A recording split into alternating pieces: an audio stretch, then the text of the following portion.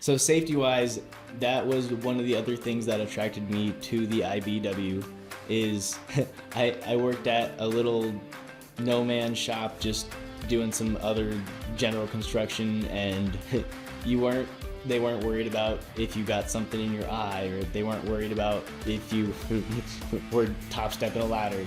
IBEW takes safety to a whole nother level. You're making sure you're harnessed off if you need to be.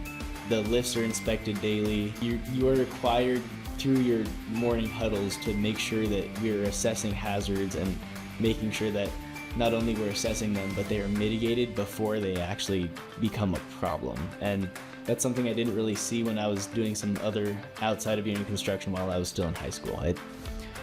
They care about you so much that sometimes can be a little annoying. It's like, I know you care about me, but you just want me to be safe, and that's the greatest part. Safety with the IBEW or the apprenticeship program, here during our classes, we wear PPE, hard hat, gloves, safety vest, eye protection, steel-toed boots.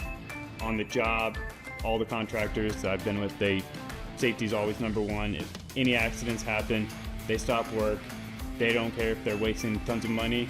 They get everybody together. They talk about the incident. They talk about how to prevent it in the future. They talk about ways, that right away they can stop that from ever happening again, what policies they can put in place.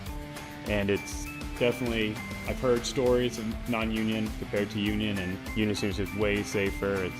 I'm always putting myself, I want to come home to my family safe rather than miss out from seeing my kids or anything like that. Another huge reason that I joined the union is because of safety. Their stories are honestly horrific and terrifying. No apprentice that I know of does live work.